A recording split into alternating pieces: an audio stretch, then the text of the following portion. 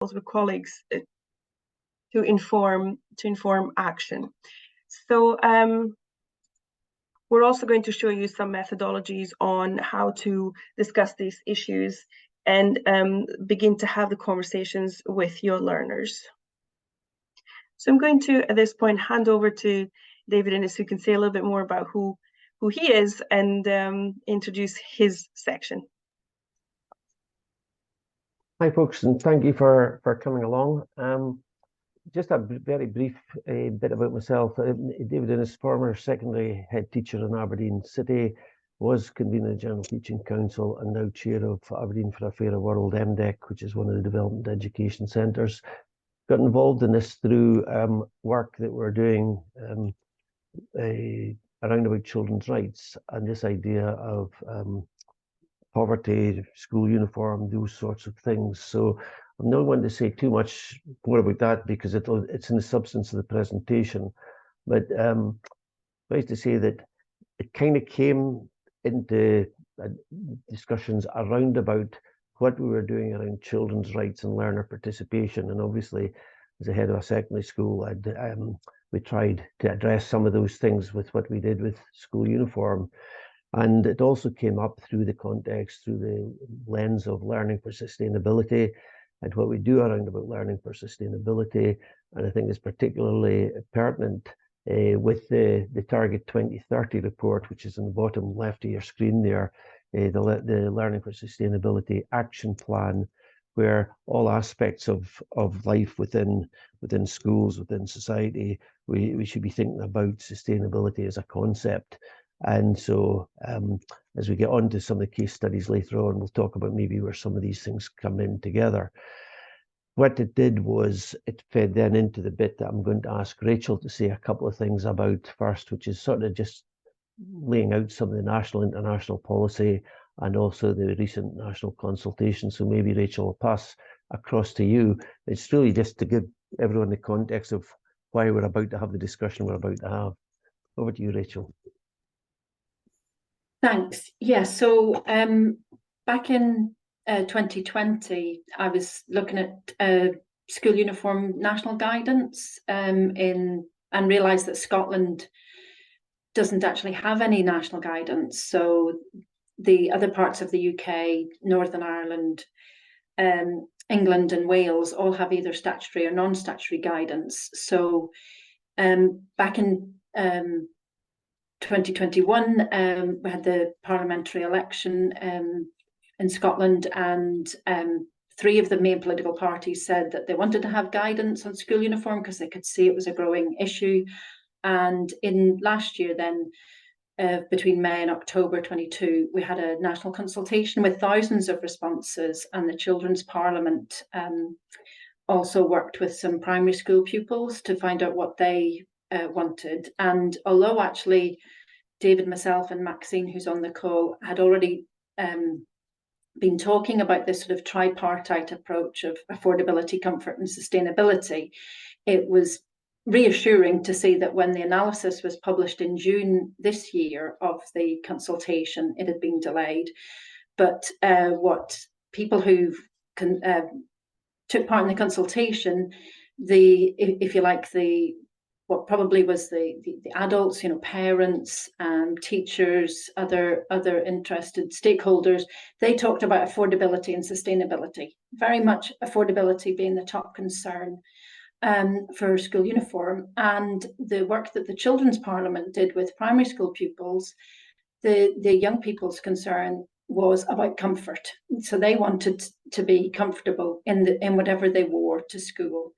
And so you can see there's sort of 3 elements, and how really then do we put them together so that we have a school uniform that people can afford, that young people are happy to wear because it's comfortable, but also thinking in the longer term in sort of our duties to future generations. How do we make sure that what we're asking children and young people to wear at school is sustainable in terms of the sort of planetary resources?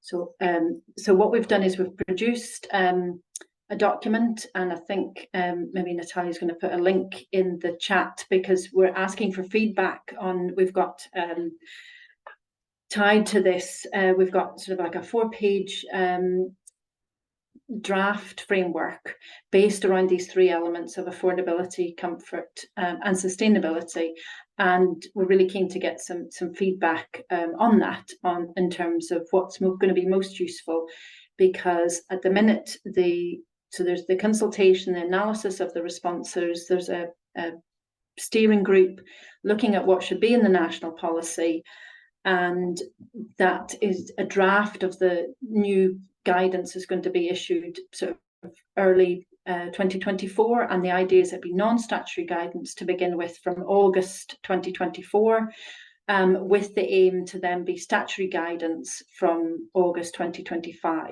And the difference between non-statutory and statutory guidance, that as with, say for an example, in England, they've had both, but once it becomes statutory guidance, it actually means it's the law, and somebody can go to court if their school isn't adhering to the statutory guidance. So maybe if you go to the next slide. Thanks. So in terms of affordability, we can see that there can be a tension between having a requirement for school uniform and saying that education is free in Scotland. So under the UN Convention for the Rights of the Child, Article 28 covers the right of children and young people to education. And in Scotland, there's definitely a commitment that education is free up to the age of 18. But obviously, if there are extensive requirements in terms of what people have to wear to school, their shoes, their PE equipment, then it's not free. So in 2018, the national minimum school clothing grant was created. Before then, it was up to each local authority what they did, and quite a few were maybe £43 a year. It started off, the school clothing grant was £100 for primary and secondary, and you can see now the last 2 years it's been 120 primary, 150 secondary, which obviously is better than it was in the past, but the eligibility criteria are quite restricting. There's a lot of people going to school uniform banks who aren't eligible for the school clothing grant, but are finding it really difficult to afford a school uniform. And Children's Society work across the UK estimates that the average cost of uniform, as you can see, 287 per primary, 422 for secondary. So for each stage at school, it double what is given from the school clothing grant. Another issue that the Competition and Markets Authority in the UK have noted is that if a school has an exclusive supplier, that makes the school uniform more expensive, because obviously they're not in competition with anybody. So that's also an issue. About 20% of secondary schools, certainly in 2019, had exclusive supplier arrangements. Another issue can be that school uniform can change. So even though what a P3 pupil is wearing to school fits them fine, suddenly they go into P4, and for some primary schools there can be a change of uniform. So one in Aberdeen that I know of, so they suddenly have to change from, I think it's red to blue, from P3 to P4. Also, sometimes in secondary school, not as much, I think, as in maybe there is in England, but in secondary school there can be, even if it's a change of tie, or sometimes it's the introduction of having to wear a blazer in the later stages of secondary school. So the Child Poverty Action Group's been doing a lot on this issue, and one of the things you can do is look at their cost of the day toolkit, where you can put in put down everything that's being asked for in the school uniform policy, the physical education kit, and just see, look online, how much would that cost, and does it come within £120 for primary or £150 for secondary. or are there alternatives that can be used? So you know, there are examples of where there's a whole school approach to reusing uniform items, having a deposit scheme for blazers, for example, and that can make it more affordable. But obviously, there's the issue of making sure that it's not something that then creates stigma for families living in poverty. So then the next slide, if that's okay. I'll just check the chat. So great, thanks for putting the links. So comfortable is a multifaceted issue, and the reason I came up with thinking about things being comfortable rather than rights respecting, you know, sort of a year or 2 years ago, was that I think sometimes people can think things to do with rights aren't about them, they're about other people, and it can be off-putting for some people that they think, well, I'm not from a minority, whatever, and you know, rights, that doesn't affect me. But obviously everyone wants their children to be comfortable, and certainly young people want to be comfortable at school, especially after COVID. You know, they've been at home for off and on for a year and a half in their pajamas or their jogging bottoms, and suddenly going back to school and having to wear synthetic fibers. The contrast, and thinking, well, it didn't make a difference at home, maybe what I was wearing. So talking about comfortable, but I'm talking about comfortable in terms of the tactile, the feel of the clothes, you know, so clothes you're in for at least 7 hours a day, but also in terms of non-discrimination and young people having a say in what's happening in their lives.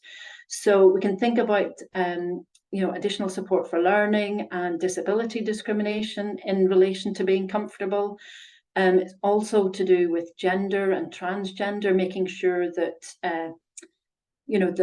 that girls at the higher stages of primary school and young women throughout secondary school feel comfortable in the school uniform. And also, if somebody is transitioning, that that's why it can be useful just to have a school uniform policy that says these are all the items that you can wear to school, and not dividing it up by girls and boys. And one of the issues that came from a school uniform bank was about the changing body shapes and sizes for, in particular, girls towards the end of primary school, because puberty is starting sooner. And so actually, it's maybe not appropriate that what the young young women, sort of older girls, are being asked to wear at the end of primary school because of their changing body shape. And obviously another way of thinking about comfortable is about preserving the dignity of young people, so that they're not wearing clothes that are ill-fitting or making their skin itch. That actually all they're thinking about if they're sitting down is about what's happening in the classroom. They're not thinking about what they're wearing and feeling different because of it. Okay, next slide. And finally, sustainable. So this is really about trying to think about the long term. So what is it? What would be the best way that we could have a school uniform? Because we've got this tradition of school uniform in the UK and in Scotland, and so it's working out well. That's what people are used to, expect. It can help, although obviously it doesn't completely mask income inequality. It does help to create that level playing field. Everyone's wearing the same thing. If you like, the two reasons, probably most positive reasons for having school uniform would be, one, that it makes everyone look more or less the same. And the second reason that a lot of parents have said in research is that it means young people don't have to think about what are they going to wear that day to school. They just, it's the uniform. There's no big drama about what to wear to school that day. But, and we can maybe see sustainability as being in tension with affordability. So it's very much looking at long term, what could be the answer for making school uniforms sustainable. So it's not about suddenly introducing a new uniform that everyone has to go and buy, but it's thinking about reusing items Where do they come from? You know, so what are the conditions of the people that are making them? The production of the cotton, is that leading to changes in the water table? If items are stain resistant, then there's quite a concern about per and polyfluoroalkyl alkyl substances, because this is the chemical that's put in to make things stain resistant, but then it's like a forever chemical. And so then not only is it leaching onto the body of the young person when you put those items into your washing machine, it goes on all the other items of clothing as well, and then it goes into the water table. And so really sustainability is about looking at how and where have the clothes been produced, you know, what's in the clothes, what are they made of, and how to move to maybe more reuse of clothes and repair of clothes without creating stigma for people. So not making it an affordability thing, making it something that's about the environment. And then the issue also about what happens to the clothes when they're finished with. Do they go to landfill, or are they exported to another country where they might pollute the water table?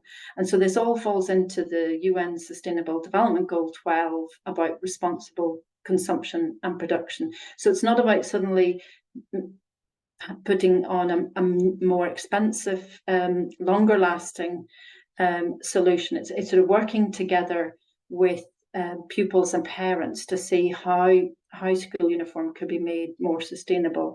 One possible thing that almost happened a couple of years ago, North Lanarkshire Council at one point 2 years ago thought about having free school uniform for all P1 pupils in North Lanarkshire. Now, in the end, they didn't go for it. But if you think about universal free school meals, that is one possibility for making sustainable school uniform, that local authorities actually could be a bulk purchaser of uniform, have a much more say of how it's produced, where it's produced, and then if they were to, you know, distribute it to schools and pupils, that would be a way of having a sustainable long-term supply chain, knowing all the steps that have gone into it, and maybe making it more affordable if it was being bulk purchased. And thanks. Yes, go ahead to the next slide.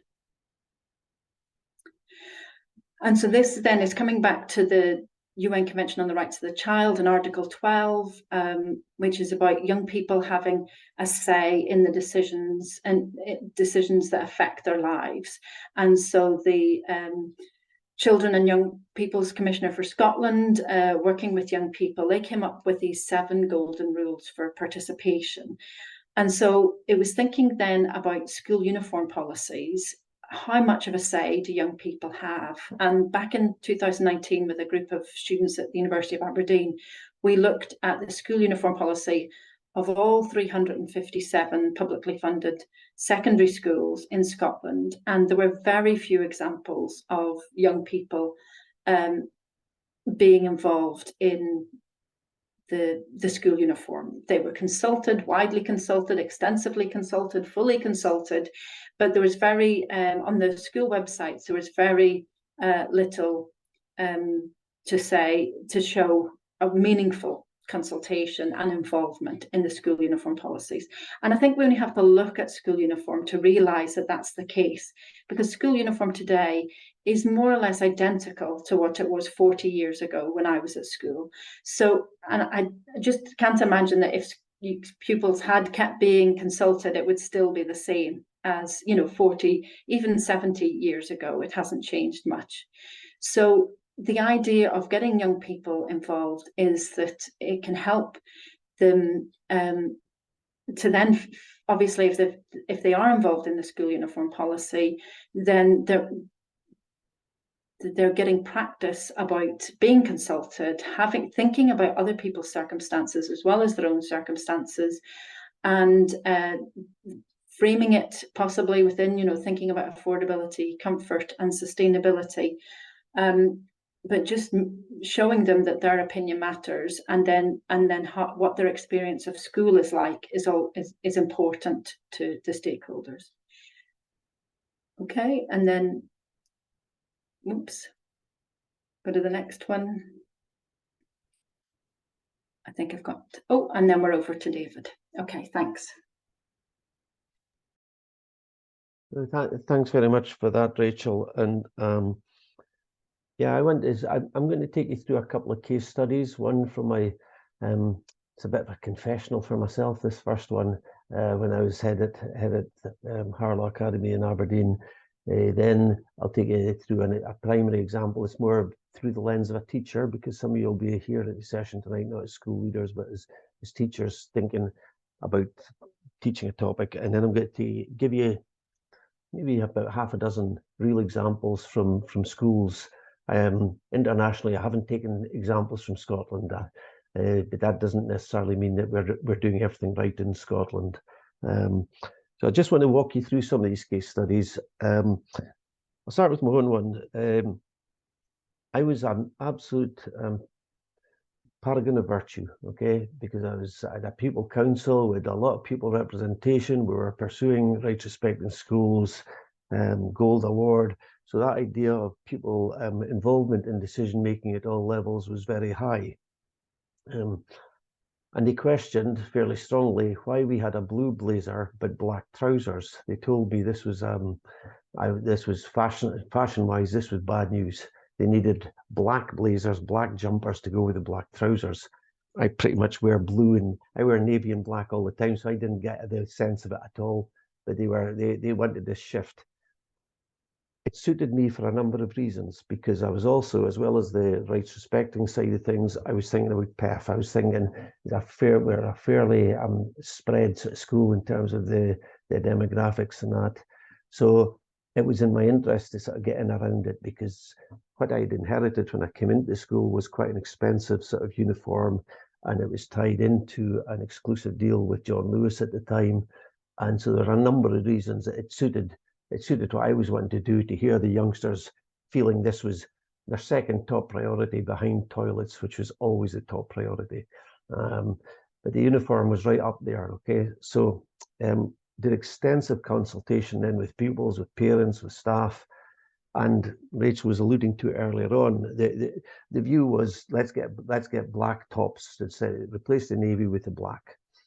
But obviously we're thinking, hang on, you can't just do that overnight, because folk have only very recently bought it. So we've worked out a phased way to do it. We've worked out a way that could be phased in and out, and so on. So we really took our responsibilities very seriously in terms of how we would manage it, particularly for the poorest families.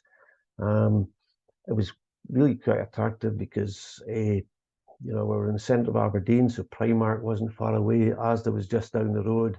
And the idea that they could get pretty cheap black blazers, pretty much indestructible black blazers that could be handed down through the generations without showing much wear and tear. So we, at the time, and unapologetically looked at it through a poverty lens. That's the bottom line of what I'm saying to you, okay?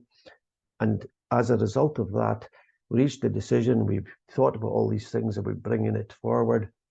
It opened up other discussions from the youngsters about the PE dress code. It opened up things like dress as you please days, Christmas jumper days. And so all of this was great. Now I go with hindsight and regrets, my last bullet point on that slide. And my hindsight and regret is, yeah, these blazers were cheap, but they were indestructible. Where are they now? How were they produced in the first place? So one or two of those issues of sustainability, I look back on now and think, I should have done a bit more due diligence at that time. It's surprising maybe that either we didn't ask the right questions, or we just didn't hear the answers, if the answers were coming back telling us to think about these things. So I think the 5 years on, if I was speaking to myself back then, I would have said there were a few more things we should have thought about at the time.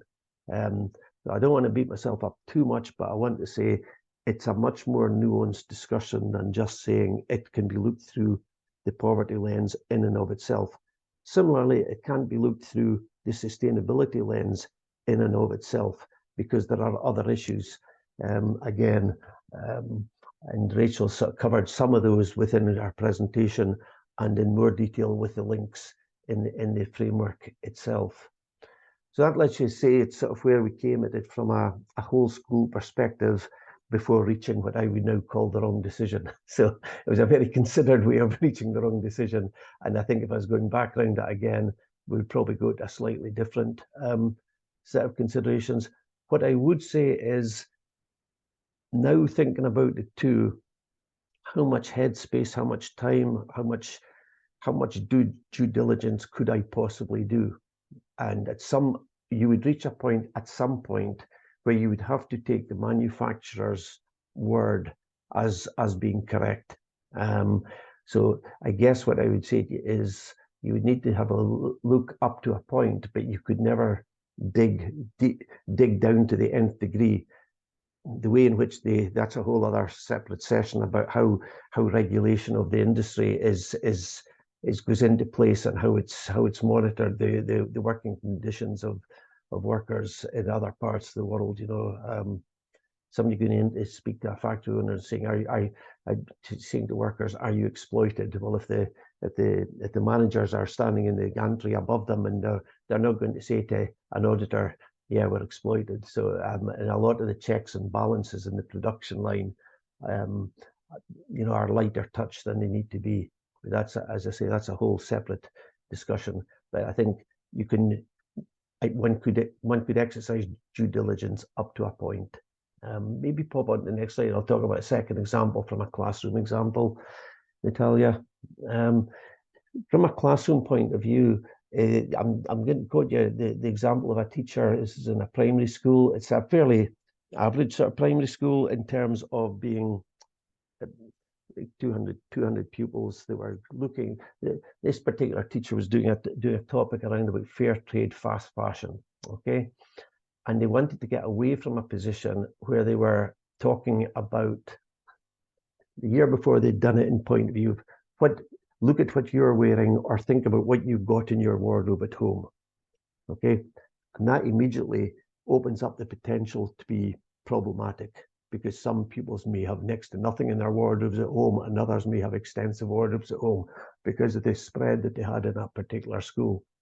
So rather than it becoming an issue that might bring on stigma to youngsters, they decided to talk about not even think about your school uniform, because some had recycled uniforms, some had bought brand new uniforms.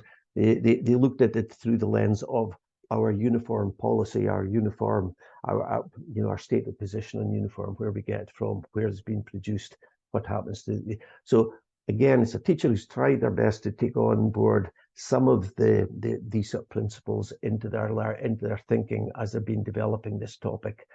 They've got in around things like fair trade. Is it fair trade? Is it ethically traded? So does it have the kite mark? Does it have some sort of standard? And their thinking would be, the more that it's got some form of standard or recognition or form of audit trail, the better, to show that there would be fair and ethical practices through the supply chain. And into, as Rachel was alluding to earlier, the circular economy, what's happening once that youngster's grown out of their garments, and so on. So this is a good example. What I'm sort of saying through this example is, as a case study, a classroom example where you look at fashion and clothing, uniform is a good way into it. And uniform is a good way into it because it allows you to maybe speak about things like poverty, like fairness, and that in a slightly detached way. It's not quite as personal, and you can talk about what would you do, and it brought this teacher towards things like upcycling, like recycling, like uniform exchanges, like repairing, skills for darning on buttons or adjusting hems and things like that. So they're really good, rich learning tasks that came into that. And I'll speak about an example later on where that's being done with a third sector organization. So rather than it being volunteer parents or almost child labor of adjusting uniforms or all of that, and be blocking up sort of rooms within schools, to be done with a partner in the community that can help with that. So it brought a lot of really good examples in there. What I would say is it's a compelling topic for a lot of schools. A lot of the schools we work with, they're looking at fashion, they're looking at clothing, they're looking at that to try and make it relevant to lives of the children that are there. But it can be a complex area, and so I'll put in here a shameless plug. I noticed, for example, a teacher there in Perth, you know, One World Centre in Dundee, Sally there would be a great support for that.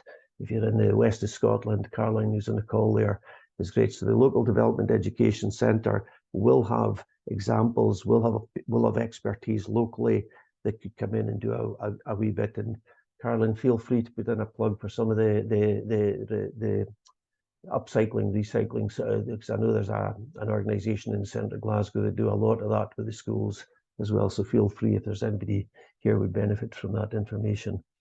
So it lets you see this could be looked at through the lens of a teacher in a classroom. It doesn't have to be about looking at the whole school policy. We'll jump on from that, Natalia, to talk about actual sort of things. So these are things I've grabbed from the press over the last few weeks and months. Okay, and this one very deliberately uses Wallace and Gromit's wrong trousers. Over on the left-hand side, great example. This is from just a couple of months ago, 28th of August. The school in England, 127 children were put in isolation for wearing the wrong shoes. Obviously, with those particular shoes on, the kids couldn't learn. They managed to come along and come to school in the wrong shoes. How bad of them? 127 of them were put into isolation. Now, as Rachel was saying earlier on, we get to the point where UNCRC in the corporation in Scotland, that would be a problem. That would undoubtedly be a problem. The youngsters' education shouldn't be being disrupted for their shoes. The one in the right-hand side, father said his daughter was left angry and humiliated after she was taken out of class because her trousers were too short. And again, it's really difficult to imagine a year 11 pupil being taken out of class for having short trousers.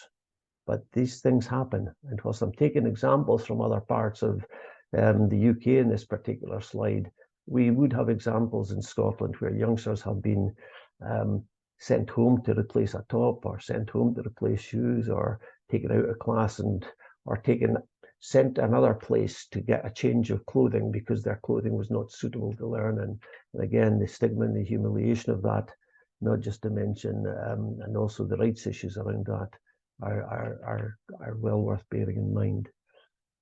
So again, hopefully these examples go on, Maxine. Happy to come in on that point. Feel free, Maxine, unmute yourself and go for it. Thanks, David. Sorry, I'm struggling a bit because it's Zoom. Can you hear me okay? Yep. Yeah, fine. Yeah, I find this really quite horrifying because in Scotland in particular, that you cannot legally exclude any child from school because of what they're wearing unless it's offensive. So if they've got a slogan on a t-shirt that has something really, really offensive on it, then that would be a reason. But if they've just got the wrong shoes on, or their trousers are too short, etc., then that is not a legal reason to either externally or internally exclude them. And I think there's still a lack of understanding around that in schools, that it can be seen as a reason because they're not turning up at school wearing the right clothes. The other thing is, like, who is going around measuring the length of people's trousers? And have they not got anything better to do with their time, to be quite frank? Maybe they're too short because this poor lassie has grown over the summer and she can't afford to buy longer ones, that sort of thing. So there are so many it's not just about right to education, but there are lots of other things around that in all of this too, and it's in particular to do with dignity, which is referenced in the preamble of the UNCRC. So I think we really do need to make sure we are mindful of dignity, and if somebody is wearing something inappropriate, that it's dealt with in a sensitive and appropriate way. They might be wearing something that's inappropriate because they're going to be too cold. Are we thinking about that? And that goes back to the whole comfort thing. So there are so many issues around children's rights, and not just children's rights, but human rights more broadly within this topic. So it's not just about and that it's not just about what you wear to go to school, it's about a much broader thing. And I think it was Rachel that was talking about that, well, sorry, might have been yourself, David, talking about you know, how you know, when during lockdown children were wearing things that were much more comfortable and more, and then it's been a struggle to go back to wearing really, really formal clothing.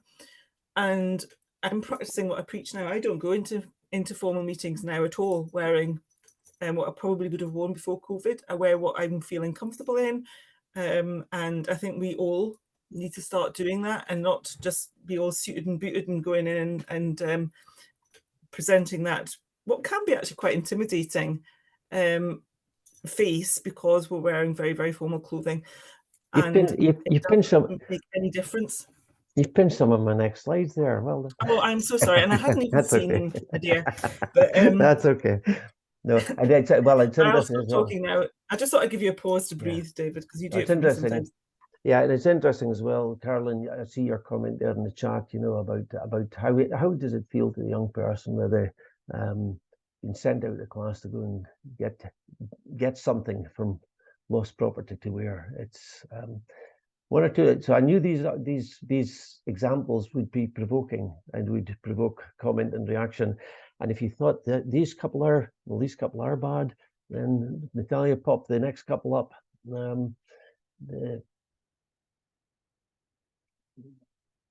we go. This one's an interesting example and alluding to something that Maxine was just saying there. On the right, I'll start on the right-hand side actually. It's health and safety executive. This is about the regulator. The health and safety executive said it's vital that firms take action as it's likely that climate change will mean it's getting hotter, so workers should be allowed to wear more comfortable clothing in the workplace. That's what the health and safety executive are saying about adults in the workplace. And on the other side, on the left-hand side, a couple of examples from this last summer. Uniform anger, school pupils roam the streets after being sent home for wearing long clothes. Put in detention for having renegade shoes or forced to wear blazers in the heat. And again, I know there was a couple of examples of that in parts of Scotland this year as well. The one below is even more terrifying. A girl 12 given detention for not wearing a jumper under the school blazer during the heat wave. And so, you know, and the converse of that is true as well. You know, come the winter months, are we insisting that they come in without outdoor, waterproof, warm waterproofs in the winter time? So again, Rachel will have some examples over her research where the school uniform code is pretty inflexible, regardless of the weather. So the bottom one there, you will wear your jumper under your blazer regardless of the temperature, folks. So that's, I thought you'd enjoy that cartoon, you know, the world being unfair, but why is it always unfair? When's it ever going to be unfair in my favor? And so you can see how that the youngsters would feel that way. And the next set of examples, and I've put these up as examples and teaching moments, because I think if you're coming at this as a teacher, these sort of things can be thrown up there to provoke discussion and to provoke debate and to get meaningful engagement. As Rachel was saying earlier, is it about learners being asked for a view, or are they genuinely involved in the formation and the review of school uniform policies? These two examples are, the one on the left is from Eastern Cape in South Africa, and you'll see there just what it's saying there. That it talks about oppressing individuality, limiting self-expression, the cost, and prohibitive, possibly leading to discrimination. And this one is sort of suggesting that there could be enforcement done, the Human Rights Commission getting involved in that particular issue. And so I think it's useful to see that as an example. And then this other one on that page, girl with autism asked to provide a doctor's note to get out of the school uniform policy, which makes students wear. And again, in a way, it's like if you actually read the first bullet point, this girl was asked to provide doctor's certificate over incorrect socks. And you go, really? And yeah, that was earlier this year. And you think surely that would never happen in Scotland, and it very well might. Yes, Maxine, come in again. Go for it.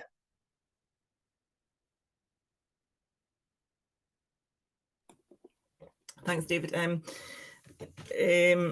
I'm sure David and probably Rachel and Talia know this is also that I've had some conversations with an initial teacher education institution in Scotland, which I won't name, but there were a number of students who were commenting on some of the issues that they had around children's rights infringements. But one of them was during COVID, when obviously the children and young people were in school, but the windows all had to be open for ventilation purposes because of COVID, but they weren't allowed to wrap up warmly. They had to take off everything.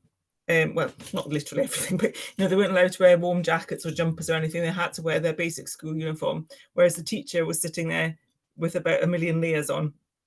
And this was just how it was, and it just is completely inappropriate. And this goes back to that whole comfort thing about how are you supposed to learn if you're freezing?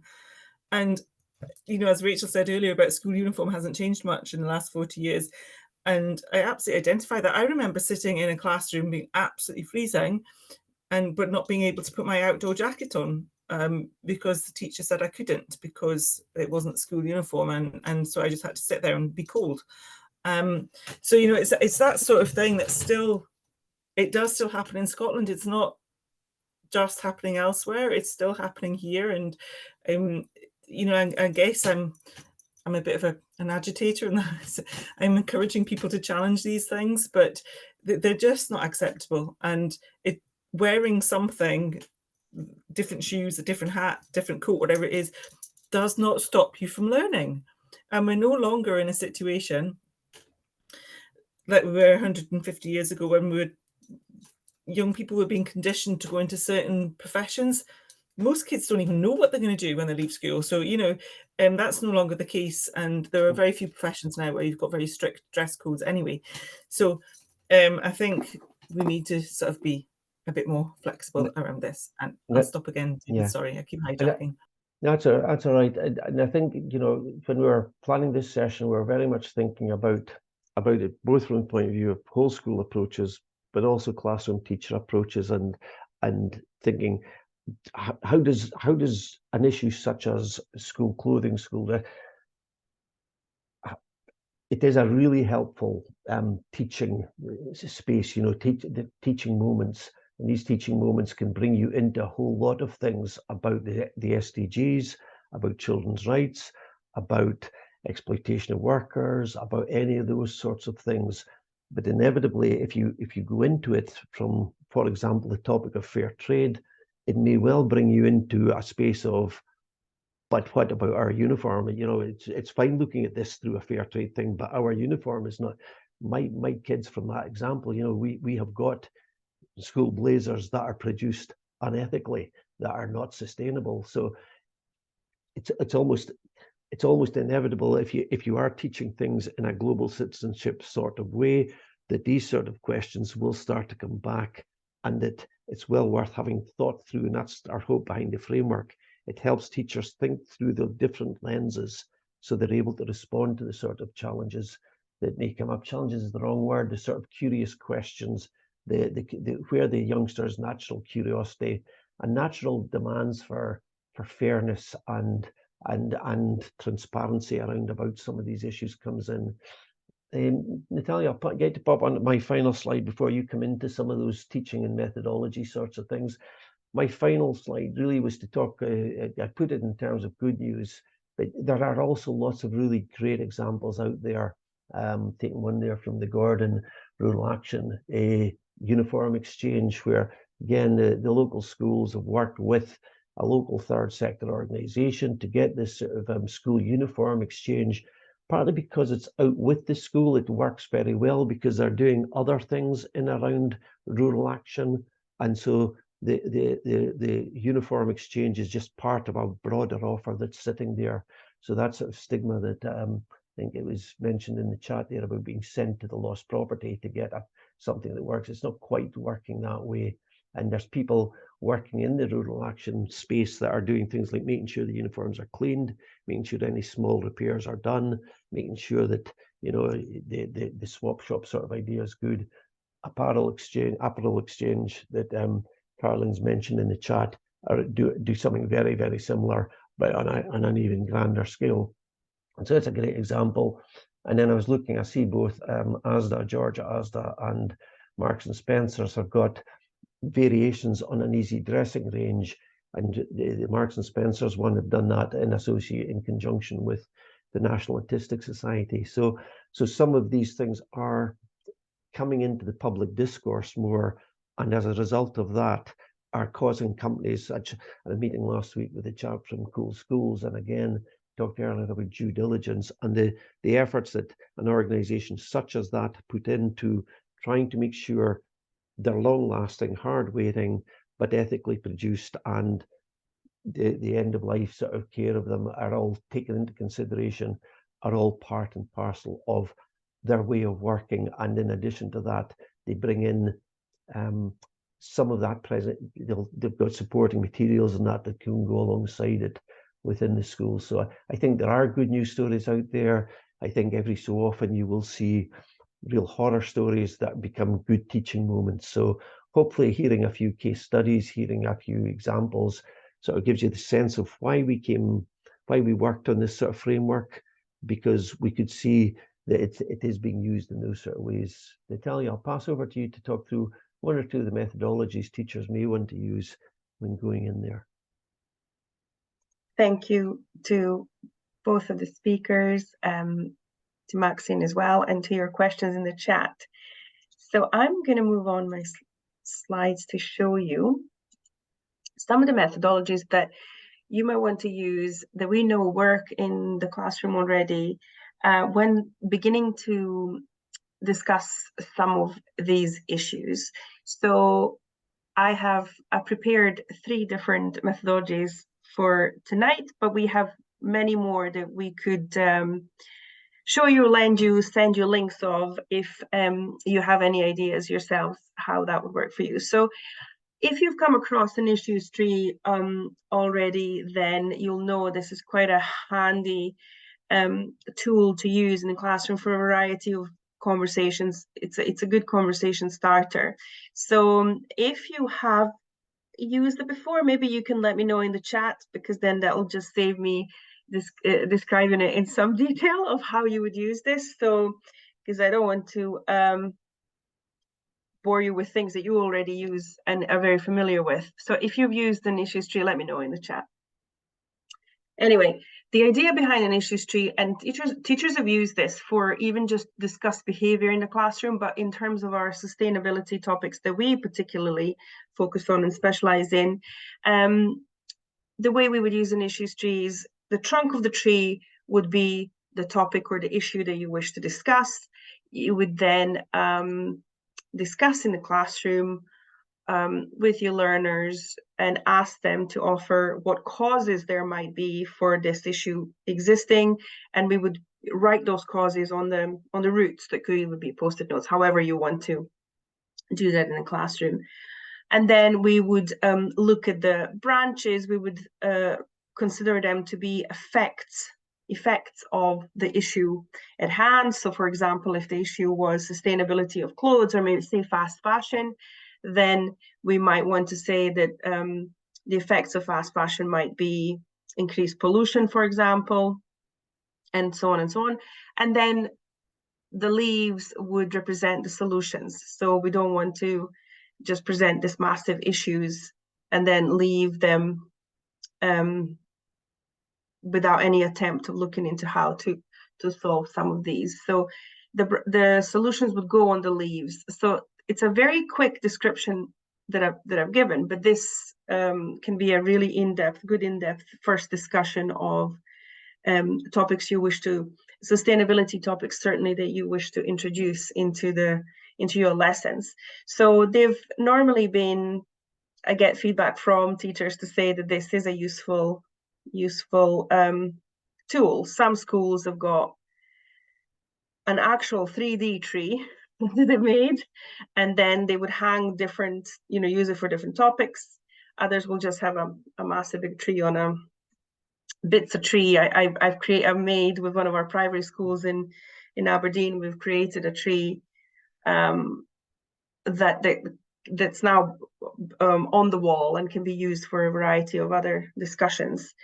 So that seems to even the creating of the tree for the primary, so the younger learners, they quite enjoyed coloring in and putting the bits together, and the teams worked on different parts of the tree to construct the tree. So it has its joys, the tree does.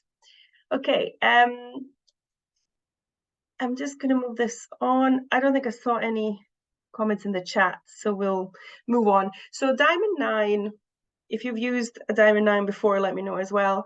But Diamond 9 is essentially a sorting activity, going from the most important to the least important. And that could be a 9 piece, that could be a 7 piece, depending on your, or less or more, depending on your level of your learners and the length of the discussion you want to have.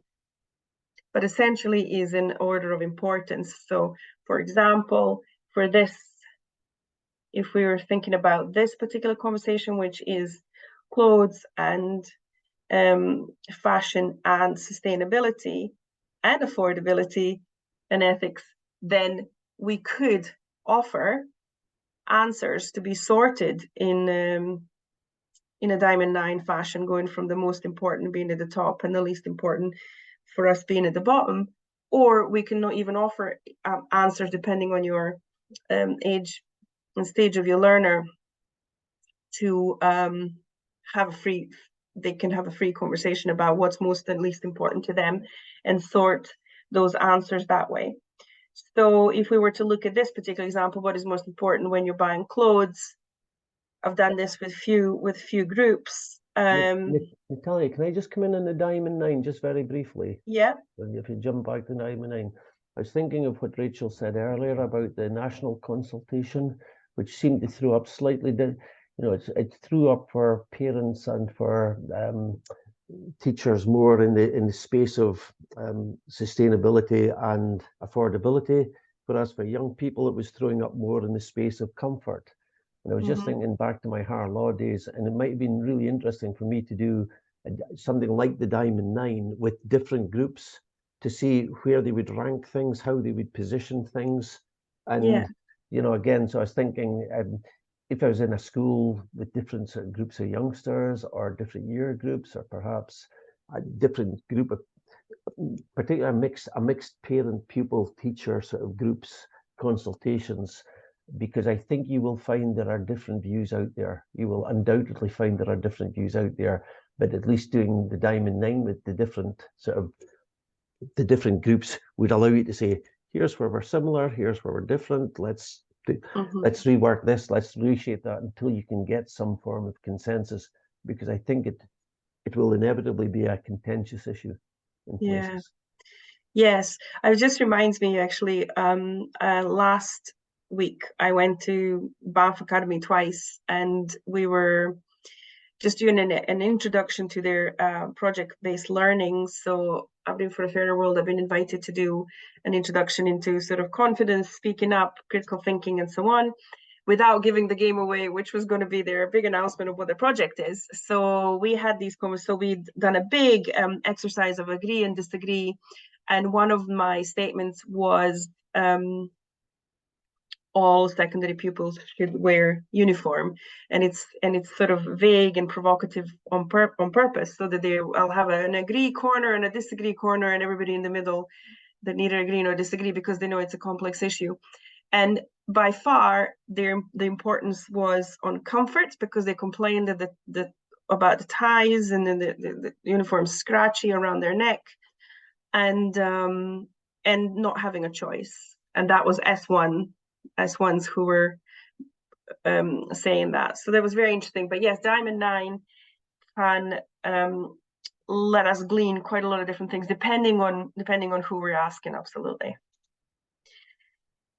So these are, so I was saying that these are tiles, you can offer them, but maybe you can just have a free open discussion. and let people not sort, but rather speak freely on what they consider most important and least important. And also in terms of anywhere where we're talking about learning for sustainability, there's so many different topics. I mean, there's 17 global goals. There are complexities of a various nature in all of the conversations that we can have.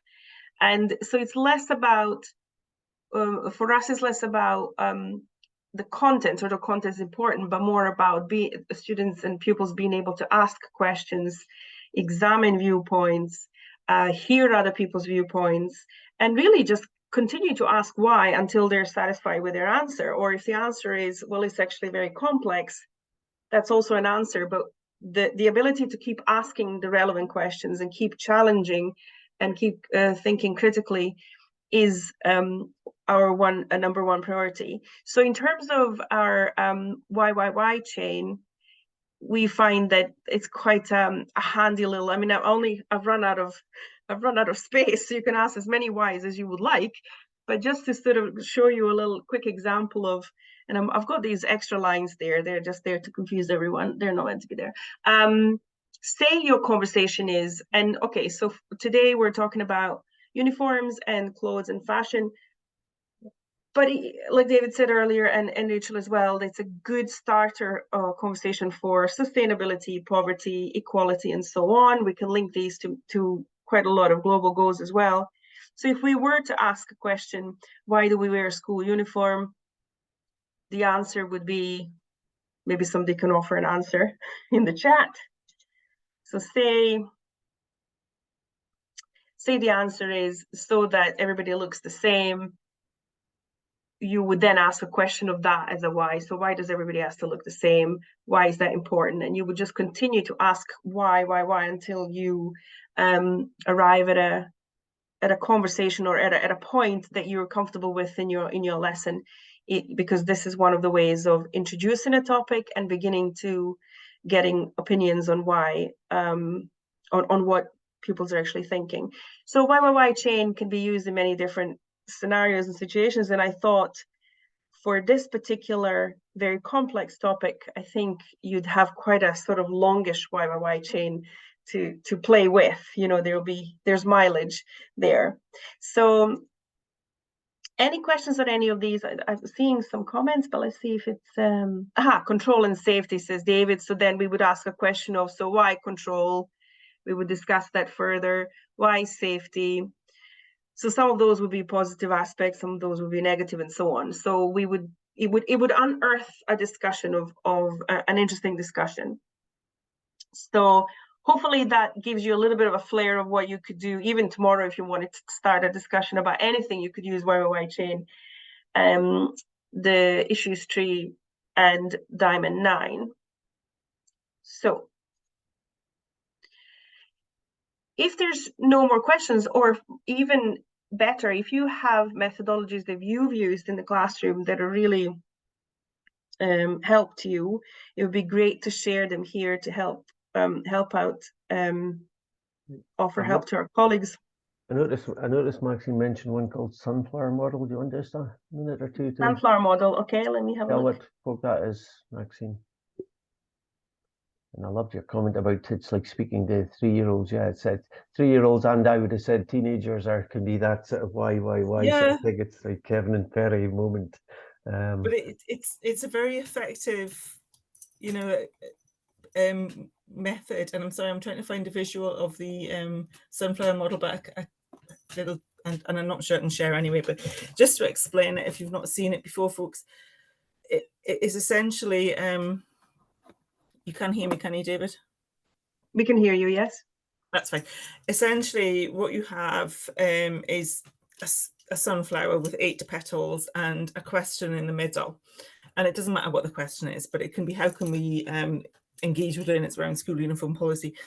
But the thing around it is that every suggestion that goes into the petal has to be a suggestion, a positive, constructive thing. It can't be but we can't. It has to be something constructive. And then you take each of those 8 petals and then put them in the middle of another sunflower and then you go off into different groups, 8 groups, and then each of those 8 groups would then come up with another 8 ideas for each of that suggestion. So at the end of it, you've got 64 ideas about how to solve a problem. Obviously, you will be able to enact all of those 64 ideas, but why it works is because it's very constructive. It can be done with people of any age, parents, learners, children in early year settings, if they've got somebody to help them and to write for them, that sort of thing. So it's a really useful service design tool in terms of making change, because, as I've said, it's not a thing it's not designed around what are the problems, it's designed around what are the solutions. So sorry, I can't find an image at the minute, but frantically trying to look. But I think, have I described that well enough, David and Natalia? And yes, Rachel, I was just a way to say that you described it really well. I get a clear picture of how that would work and why it would work in terms of these are the building blocks and the solutions, rather than a morning session and sort of discouraging each other from finding solutions if we're looking at, for the negative aspects of it. So I particularly like this because I'm all about the positivity. So I think I will look it up and use it in my future sessions, actually.